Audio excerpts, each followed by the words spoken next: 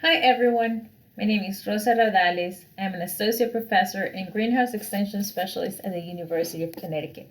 Today I will talk to you about watering.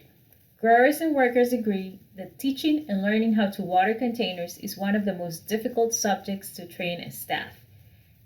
Today we will give you some hints on why is it so difficult, why it matters, and hopefully by the end of the presentation we will learn how to do it properly. First of all, why is it so difficult to irrigate? Or in other words, why is it so difficult to train new people how to water properly?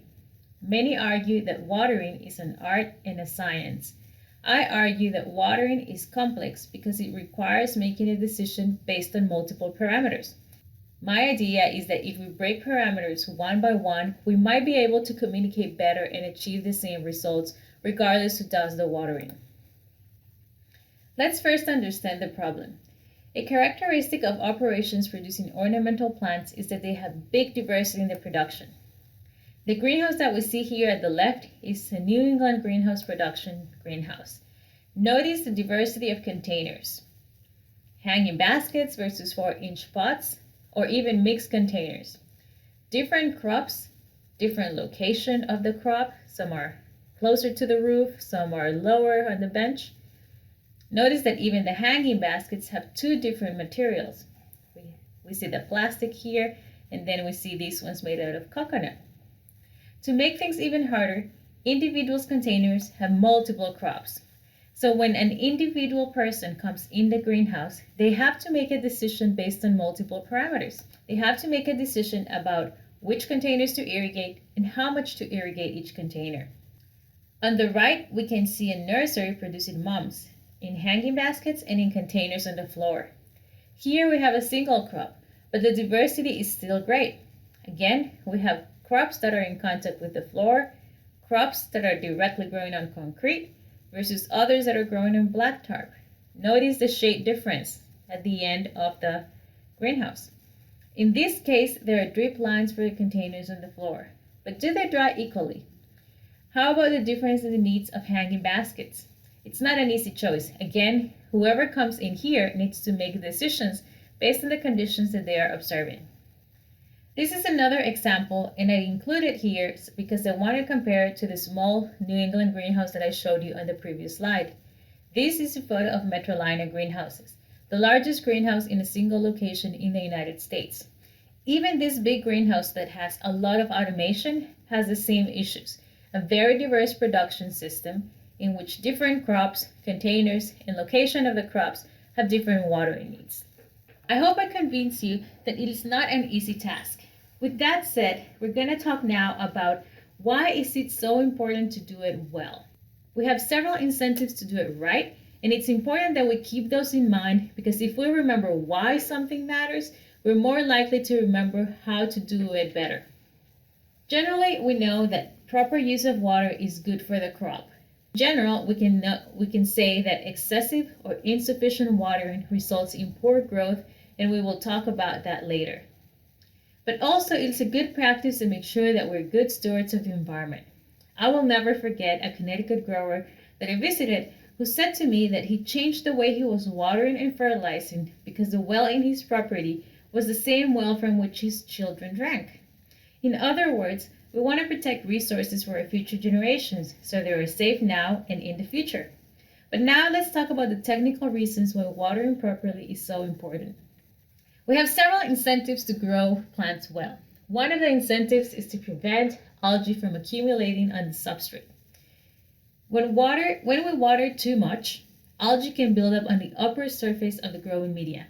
When this algae dries up, it forms an impermeable layer, which makes it harder to irrigate later because the water will wash off to the sides instead of absorbing through the media. So overwatering can then make our job even harder. Here is another photo where you can see how thick the layer of algae can grow. One of the things to remember is that algae is always present in the greenhouse. All the algae is waiting is for the right environmental conditions for it to grow and multiply. In this photo, we can see that the surface of the growing media has a lot of algae, and we can also see that shore flies are growing and multiplying at high numbers in this operation. Algae is also a problem because it's food for insects such as shoreflies. Shoreflies themselves are a problem, but also they can carry PFM spores and transfer pathogens from one container to another. So they become a problem by themselves affecting the crop, but also increasing the risk of crop loss due to root rot. Another problem with algae is that when we allow too much free water to reach other surfaces of the greenhouse, algae will also build up on those surfaces. It is especially a problem if algae accumulates on walking areas. It then becomes a slippery area and it can become a worker hazard. If you have a garden center, you don't want algae because you don't want your clients to be falling off in your greenhouse. The other problem with free water on surfaces is that it protects pathogens from desiccation. In other words, if the pathogen dries out, it's going to die. But if the pathogen is protected by a film of water, it's going to survive longer. So again, it's a big problem because if these pathogens splash back to the crop, it can cause disease, and it can also, this free water can be something that results in a slippery surface where growers and anyone walking around can fall. We touched earlier about root rot diseases. Here is a beautiful photo where you can see a root infected with PFM. PFM causes root rot. In this specific example, we're looking at a symptom called rat tail. And what that means is that the cortex of the roots are exposed, and then you can see something that forms a little bit that resembles something like a rat tail. So you can see that root rot can be pretty devastating to our crops. So it's important that we do not overwater because, again, similar to what we said about algae, we should simply assume that pathogens are always present and that if we provide the right conditions, in this case, the right condition would be too much moisture, low oxygen in the root zone. That means that pathogens can multiply and cause disease. Here is another photo where we can see that overwatering results in conducive conditions for disease development. We all know this. When the substrate remains saturated for too long, we end up seeing root rot. Here is a major factor on why we are so incentivized to irrigate well. That is uniformity. You can see in this photo that some containers remain wet longer and others dry up too soon. When this happens, you end up having to come back to spot water. Those containers will start wilting in the edges, and those in the middle might not need watering, but because initially they weren't watered uniformly, then you will end up either overwatering some or underwatering. So one of the goals is that you want to make sure that you water uniformly when you start to begin with, because on one hand, you're trying to get a uniform crop production, something that doesn't look like this. You can see how saturated that media is and how it has resulted in uneven growth. This greenhouse specifically was extremely saturated all the time, so the growth was not very uniform. In contrast, we can see here that the goal that we have as a grower is that all our crop grows exactly the same. We don't want to have variability that we can't explain where it comes from. And watering is one of the main factors that affects how evenly your crop is going to grow. Another important incentive is that we want to be able to save money. Indirectly, we always save money when we're growing high quality crops because first of all, we only have high quality crops, and then we don't have the cost of throwing plants out. So just by growing good crops itself, it's a way to save money. But the other area where we save money is in the cost of water. Water may be relatively inexpensive, but it still costs something, and we use so much that the cost adds up. In this graph, we have the cost of water sources per 1,000 gallons. We collected this data from real growers. You can see that some water sources such as municipal water and rainwater are very expensive. And other water sources that we consider free, quote unquote free, such as well water and pond water, are not really free. The owners pay a price to establish those wells, to build those wells, and they paid a price for pumping the water and setting up an irrigation system. And nowadays, they still pay the price of electricity or the energy required to pump that water. Fertilizers, whether they're applied as liquid feed or solid in the media, they also cost a lot of money. In this graph, the green represents the cost of water-soluble fertilizers. You can see that with irrigation, this will affect the cost of water and fertilizers. So let's make sure that when we save water, we're also saving fertilizers. So that saves a lot of money that it adds up. The better off the greenhouse owner can manage all the inputs, the healthier the status of the business. The healthier the business, the more secure are everyone's jobs.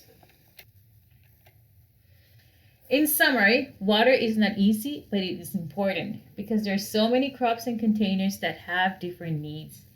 Take the time to learn properly and pay attention on what you do. Watering properly is important for you, for the environment, for the crop, and like we said, for the business. Okay, so now we're going to talk about how do we decide when to irrigate. In other words, what are the factors that we need to understand in order to make decisions on when to irrigate? There are many factors that affect the decision to make irrigation happen. One is the substrate, the other are containers, plant needs, environmental factors, and water quality. In this scenario today, I'm going to talk mostly about substrates and containers because I believe that if you understand how to read the substrate and how to make adjustments based on the container, you will be able to make good decisions. Before we start talking about when to water, we need to understand the root zone.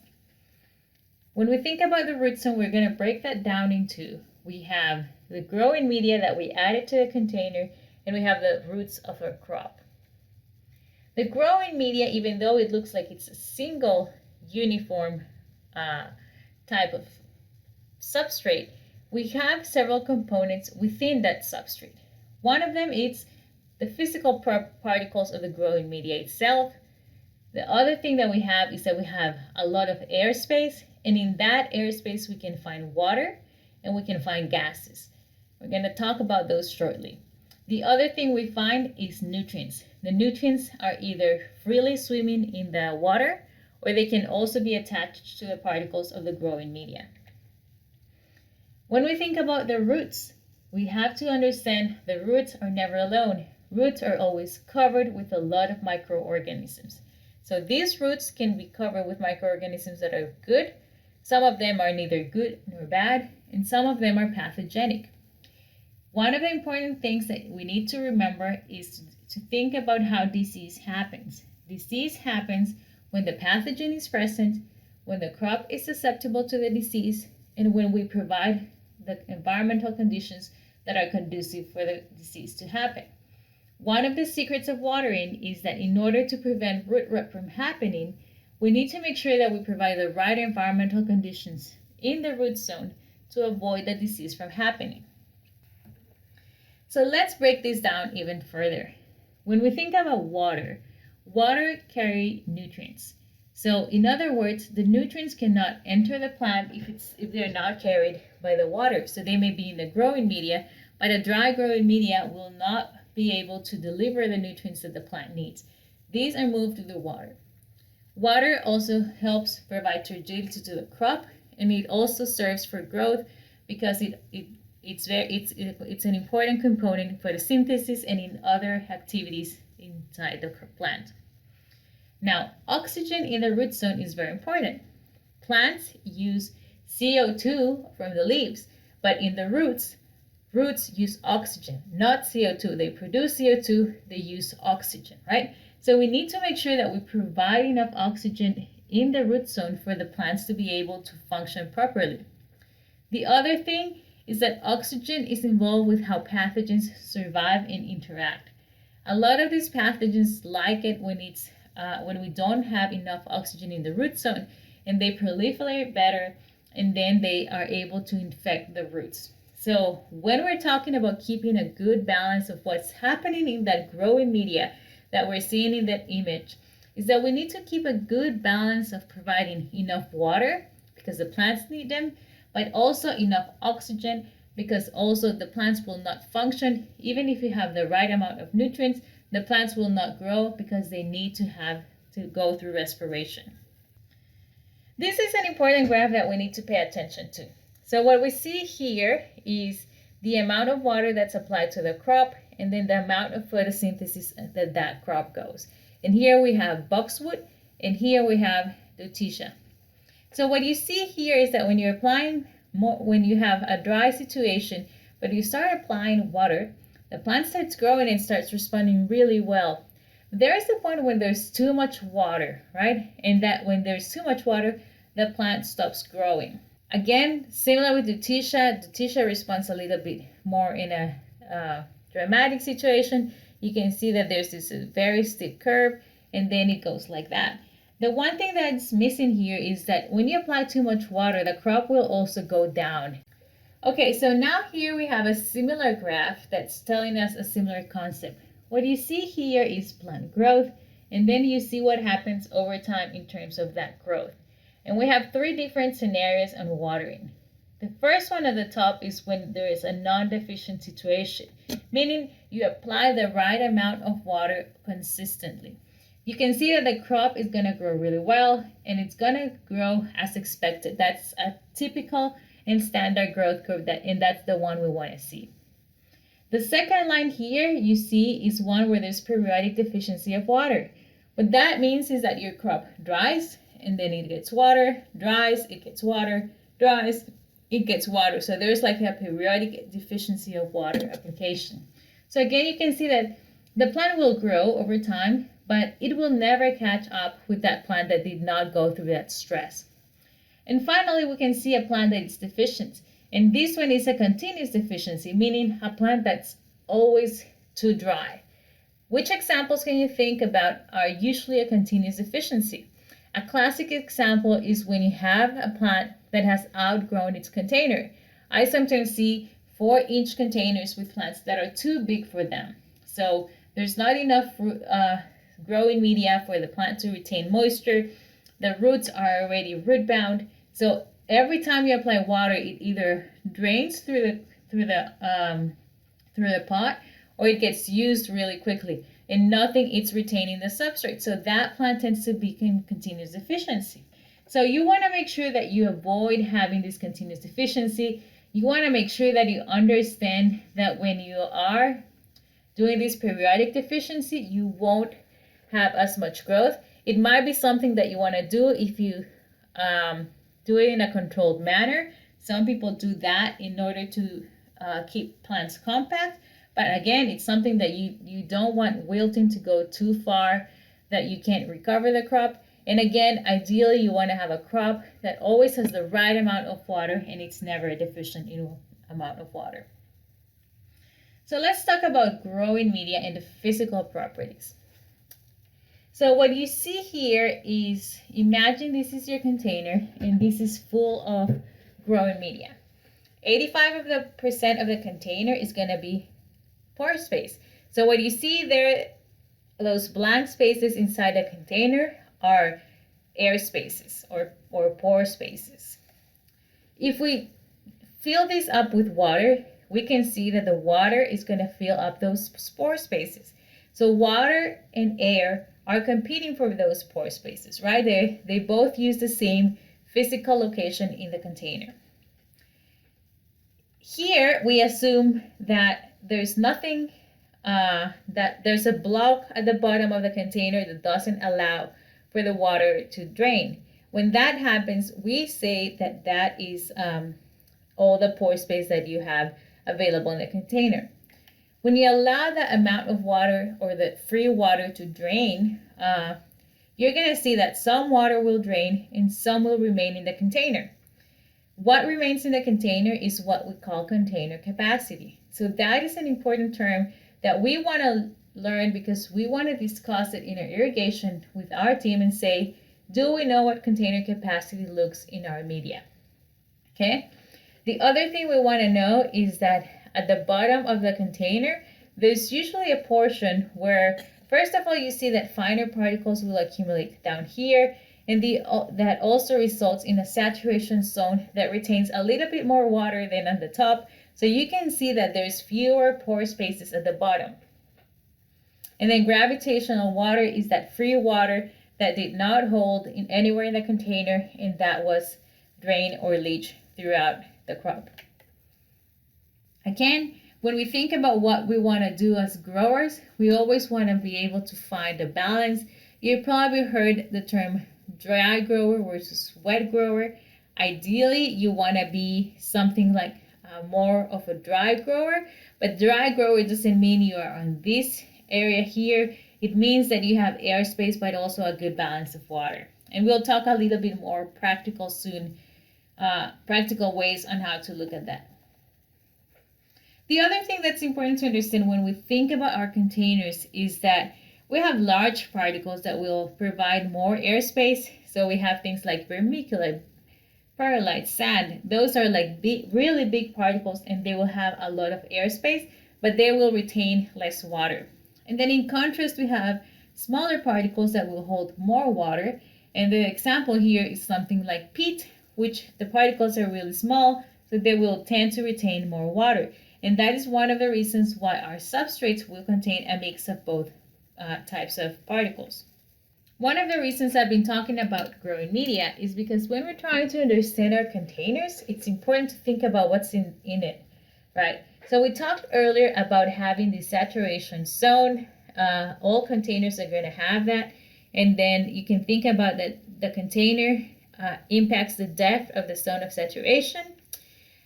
This is one of the things that if you grab your cell phone now, so go ahead and grab your cell phone and think about if you put it and you lay that cell phone flat. Imagine that cell phone is a container, right? If you water that container, it's gonna look more like a propagation tray, right? So if I water that container, even it has a depth that's pretty shallow. So you can think that the saturation zone is going to be very small because most of the water is going to spread horizontally. But you also want to think that because it's so shallow and because it has such a small saturation zone, this container that looks more like a propagation tray is going to dry up relatively quickly, right? So now let's move your phone and look at the screen and look at it vertically and think about if this was a container, right? And that's what we're looking in that one here at the end. If that was your container and it irrigated, think about how this container, even though it has the same diameter, the same dimensions that we had on this like propagation type tray, when we change the shape and how it stands, you can imagine that if you water this container that has more of a vertical shape, that saturation zone is going to be thicker. You can think this happens a lot in the containers at home. You can think of these large containers are going to have like a large saturation zone. So these containers are going to dry up not as fast as the first one, because first it has a saturation zone that's bigger, and then because of the shape of the container, it has a bigger depth of media, right? And then let's flip the phone as if you're watching a video on your phone, right? When you put it horizontally, but you're still watching at your screen, and your container would look something more like this. That container will have a more shallow saturation zone compared to that bigger container, or to that not bigger but taller container, and it will contain a wider area. Okay, so because of that, that is one of the reasons why growing containers will have different watering needs. Even though they might have the same volume, they will dry differently because they have different amount of water on the saturation zone. There's different depth of your media. Not all containers will dry the same, and it has a lot to do with the shape of the container, not just the size. In this scenario here, we talk about container size. And one of the things you want to see with container sizes is that smaller containers will have, in proportion, less amount of oxygen than larger containers. In other words, you can imagine that when you're irrigating a propagation tray, it tends to saturate pretty quickly, right? but it also dries very quickly. So that's one of the reasons why irrigating propagation trays it's so much harder than irrigating a larger container. First of all, because it saturates very easy, so that means that you have low oxygen as soon as you irrigate. Because the volume is so small, it has a small saturation zone, the volume of water that you apply is small, the amount of volume of media that will retain water is also small, it tends to dry up very quickly, right? In contrast, we have these big containers where if you irrigate them properly, you know that there's oxygen in there just by the size of the container. And then you can also know that it has a lot more airspace because it tends to saturate less because it has a larger saturation zone in proportion to the whole container. Here we know that compaction affects air and water proportion as well. So when we talk about watering, it's not just what we do with the hose, but it's also what we do when we're filling up those containers. So here we know that the airspace can change. If you fill up your trays or your containers and they're pretty light, you will have like 9% of airspace, and that can go down to 2% if you pack them really tight. So again, we're talking about irrigation, but it's a lot of the success of irrigation comes down to how we manage the growing media. Here, we talked about this earlier. Imagine this crop, when you water it, it doesn't retain a lot of moisture because most of the space in the container is used by the roots. And then you can imagine that those roots are not being able to absorb that much water because they don't have many root hairs. So this is one container that doesn't work well for this size of crop. So make sure that when you see something being too tight for too long, you gotta make sure that you change that container. Ideally, you don't want to wait this much. A container and media are also another factors that interact. Here we can see an example of coconut containers. And these hanging baskets, they dry up way quicker than the hanging baskets that we have with plastic containers. So take-home message here is that making a balance between air and water is key. I know this talk is about watering, but if you don't keep an eye on what's going on in the media, if you don't keep an eye and understand what goes in the containers and how the shape of the containers and the size of the container affects that airspace, you're not going to be able to water properly. Again, you come to a greenhouse that it has these different types of containers, sizes of crops, and you need to make a decision. But if you don't understand how those dry up differently, it's going to be difficult to water properly. So understand those key aspects of growing media, and then the rest is on you on how you make those decisions. So now we're going to talk about how do we all agree to irrigate. Because when we started this talk, we said that the difficulty of irrigating is that some of you, by experience, are able to know, and you look at a container and you say, I know this needs irrigation, but how do I actually explain that to somebody else so they can also do it the same way that I do it? And we're all on the same page. So we talk about different aspects and how that affect irrigation frequency. Growing media, we talked about that already. The type of crop, if you have a succulent like the ones we have here, you know that those don't need as much water as opposed to bedding plants, which don't take dry spells very well. We know that the season matters, and practical factors such as the capacity to pump or the labor are other factors that will affect how frequently you irrigate. So the one thing that people do to make sure that we're all on the same page is to develop standards. One of the general rule that people do is that they develop moisture levels that can be specific to crops, growth stages, or season. Again, remember that the goal is to make sure that we have a uniform irrigation that results in uniform crop quality. So these standards help communicate moisture management. It helps fine-tune protocols and make decisions. And examples on how we communicate, for example, is let the plants dry to level 2 before irrigating them to level 4. So I'm going to show you a bigger photo of what's in these moisture levels shortly. But one of the things I wanted to show in this slide is that you can see that this is one of the things that you need to be learning and relearning frequently. This is one greenhouse that I visited that had these different posters in the entrance of every single greenhouse. Basically, you needed to remember how to make how those different moisture levels work to make sure that you were not forgetting. In other words, you don't need to be like calibrating yourself just every 5 months. You need to be remember to be on the right level all the time. So that way you're actually speaking the same language.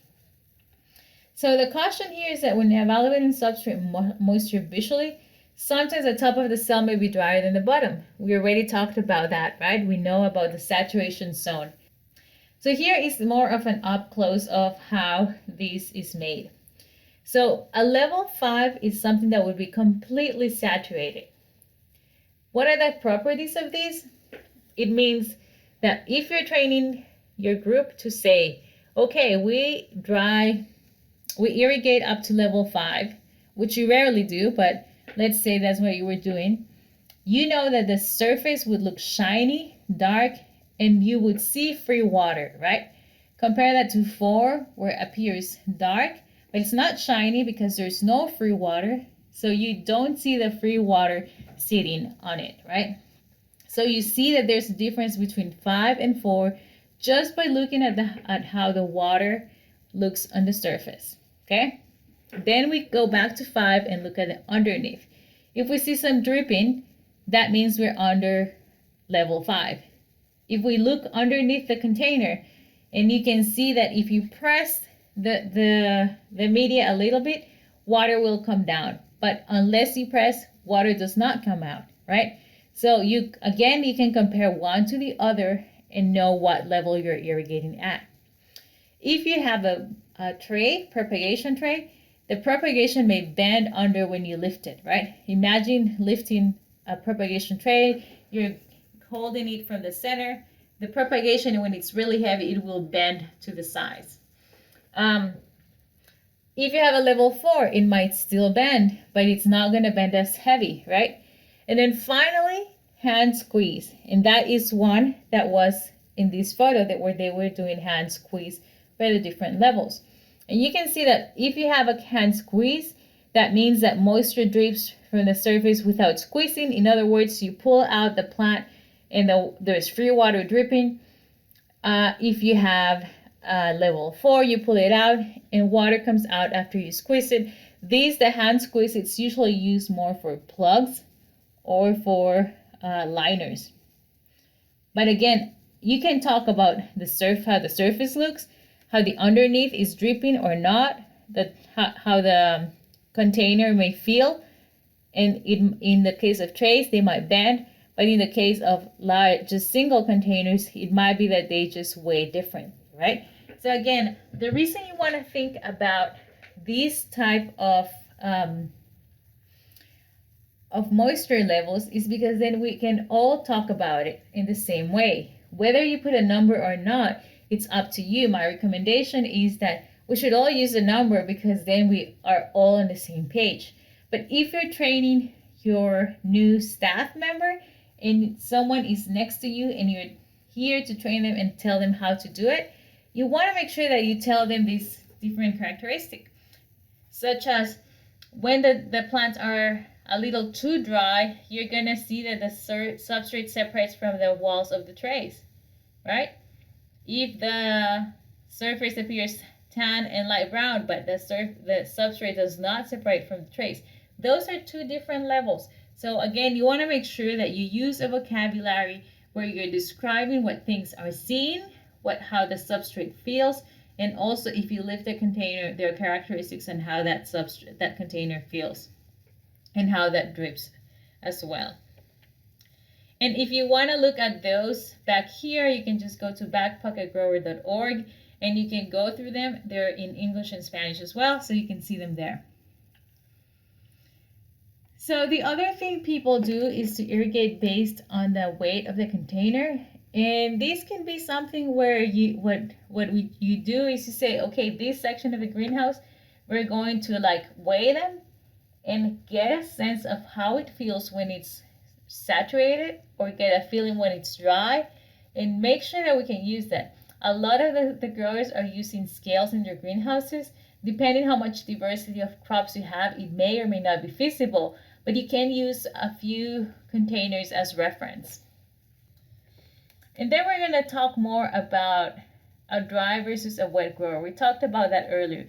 There are some benefits of being a slightly dry grower because you tend to have less disease incidence and you tend to have compact growth, which is a positive characteristic in our greenhouse environment.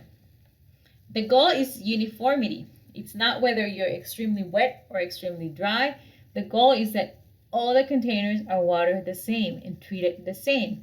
In this case, you can see these geraniums are a little bit on the dry side, but they're all equally dry. What this means is that when the worker comes to water these ones, they will all take the same amount of water. So the growth will be very uniform because they have been dried and watered at the same level.